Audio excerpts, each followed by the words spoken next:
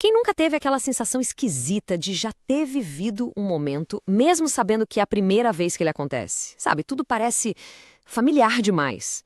Pois é, isso é o famoso déjà vu, um dos maiores e mais intrigantes mistérios do nosso cérebro. Só que, para muita gente, essa experiência vai além do estranho. Ela é assustadora. Essa frase aí, por exemplo, veio de um fórum na internet de alguém descrevendo uma ansiedade gigantesca que sentia por ter déjà vu o tempo todo. A pessoa se sente presa, sabe? Começa a questionar a própria sanidade. Mas apesar desse medo todo, a verdade é que o déjà vu é algo extremamente comum. Sério, estudos mostram que algo entre 60% e 80% de todo mundo já sentiu isso pelo menos uma vez na vida. Acontece principalmente com quem está na faixa dos 15 aos 25 anos. E isso nos leva à grande pergunta, né? Se é tão comum assim, por que mexe tanto com a gente? O que de fato está acontecendo lá dentro do cérebro durante um déjà vu? E o mais importante, existe algum momento em que essa falha na Matrix vira motivo de preocupação de verdade? Bom, para a gente começar a desvendar esse mistério, o primeiro passo é entender exatamente o que a gente está chamando de déjà vu. A definição da ciência é bem precisa. A palavra-chave aqui é inadequada. Porque a pessoa que está tendo déjà vu sabe, lá no fundo, que aquela sensação de familiaridade está errada. É como se tivesse uma consciência dupla. Uma parte sente, eu já vi isso. E a outra grita, não, não viu não. E olha que interessante, o fenômeno é bem mais amplo do que a gente imagina. Não é só sobre ver alguma coisa. O déjà vu é a sensação mais completa de já ter vivido a cena inteira. O déjà sentir é algo puramente mental, tipo a sensação de já ter tido aquele mesmíssimo pensamento antes. E tem o déjà visiter, que é aquela estranheza de conhecer um lugar onde a gente tem certeza que nunca pisou. Certo. Agora vamos para a parte mais fascinante. O que a neurociência já descobriu sobre o que acontece por trás das cortinas do nosso cérebro?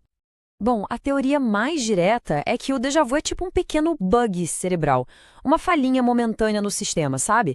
Um atraso de milissegundos que faz o cérebro interpretar uma experiência totalmente nova, como se fosse uma memória antiga.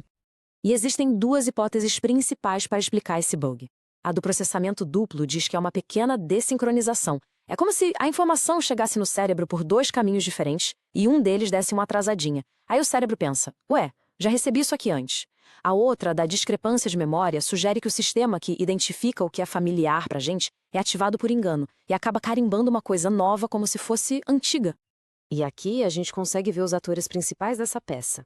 A ciência aponta para o lobo temporal e para umas estruturas mais profundas, tipo o hipocampo, que é o nosso centro de memória, e a amígdala, que cuida das emoções. A interação entre essas áreas parece ser a chave de tudo. Para a gente entender a falha, primeiro a gente precisa entender o jeito certo, né? De forma bem simples, funciona assim.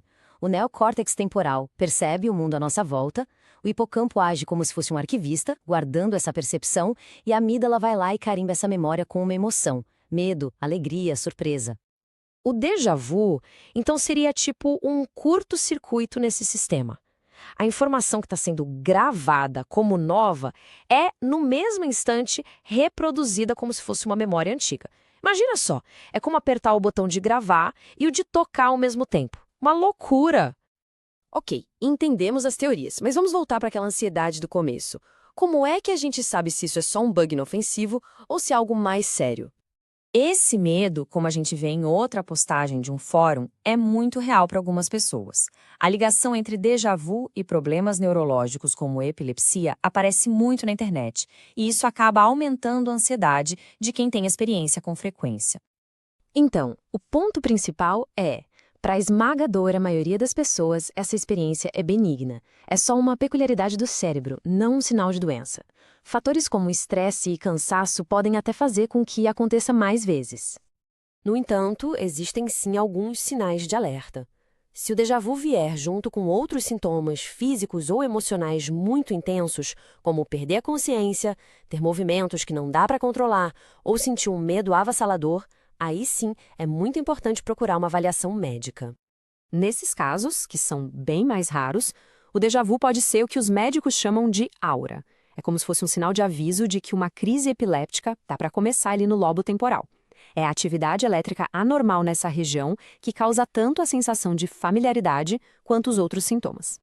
Mesmo com todos esses avanços da ciência, a verdade é que o déjà vu ainda guarda muitos segredos. E isso nos mostra o quão pouco a gente ainda sabe sobre a nossa própria consciência. Uma das partes mais esquisitas do déjà vu é aquela certeza de que a gente pode prever o que vai acontecer logo em seguida. Será que é algum tipo de premonição? A ciência tem uma explicação para isso também. E sinto muito estragar a mágica, mas não é premonição. É que a sensação de que aquilo tudo é familiar é tão, mas tão forte que quando a coisa acontece, o cérebro pensa: ah, eu sabia que isso ia acontecer. É um truque da nossa memória, um viés de retrospectiva que nos convence de um poder que a gente não tem. No fim das contas, o déjà vu não é uma janela para uma vida passada ou um portal para o futuro. Ele é uma prova da complexidade absurda do nosso cérebro. Uma falha fascinante que serve para lembrar a gente que a nossa percepção da realidade é uma construção muito delicada e que, de vez em quando, pode falhar. E isso tudo deixa a gente com uma pulga atrás da orelha, né? Se o nosso cérebro consegue criar uma sensação de familiaridade tão forte e tão convincente a partir do nada, em que outras áreas a nossa percepção da realidade pode estar sendo sutilmente distorcida todos os dias, sem que a gente nem se dê conta.